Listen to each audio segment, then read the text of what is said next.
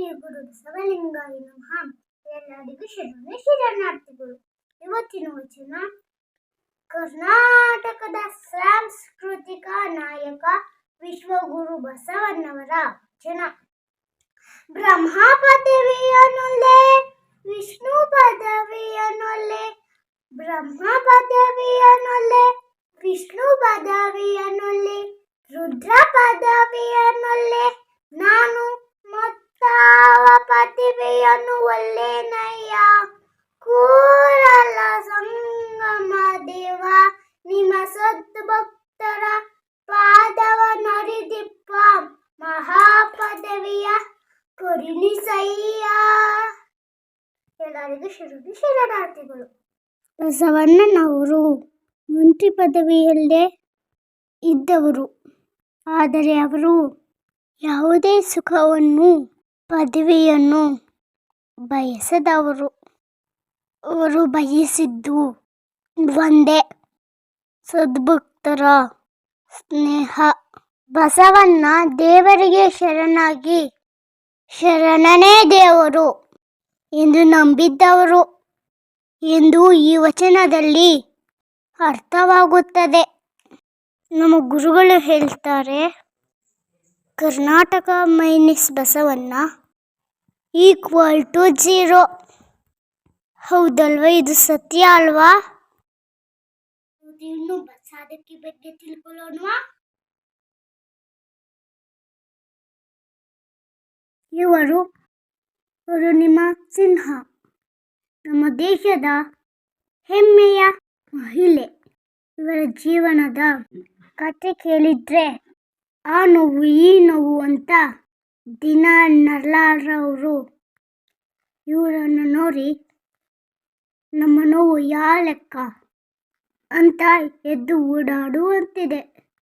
ಹೌದು, ಅರುಣಿಮಾ ಅವರು 23 ವರ್ಷ ಇದ್ದಾಗ ರೈಲಿನಲ್ಲಿ ಹೋಗ್ತಾ ಇರ್ತಾರೆ. ಅಲ್ಲಿ ಒಂದು ಕೆಟ್ಟ ಘಟನೆ ನಡೆಯುತ್ತದೆ. ಇವರನ್ನು ಚಲಿಸುತ್ತಿದ್ದ ರೈಲಿನಿಂದ ತಳ್ಳಿ ಬಿಡ್ತಾರೆ.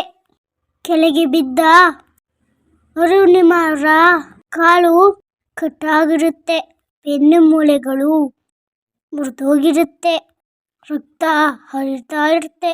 ಅದು ಸಂಜೆಯ ಸಮಯ. ಅವರು ಉಸಿರು ಮಾತ್ರ ನಿಂತಿರಲ್ಲ. ಆ ಇಡೀ ರಾತ್ರಿ 49 ರೈಲುಗಳು ಅವರ ಅಕ್ಕಪಕ್ಕ ಹೋಗಿರುತ್ತೆ. ಆದರೆ ಯಾರು ಅವರ ಸಹಾಯಕ್ಕೆ ಸಿಗಲ್ಲ.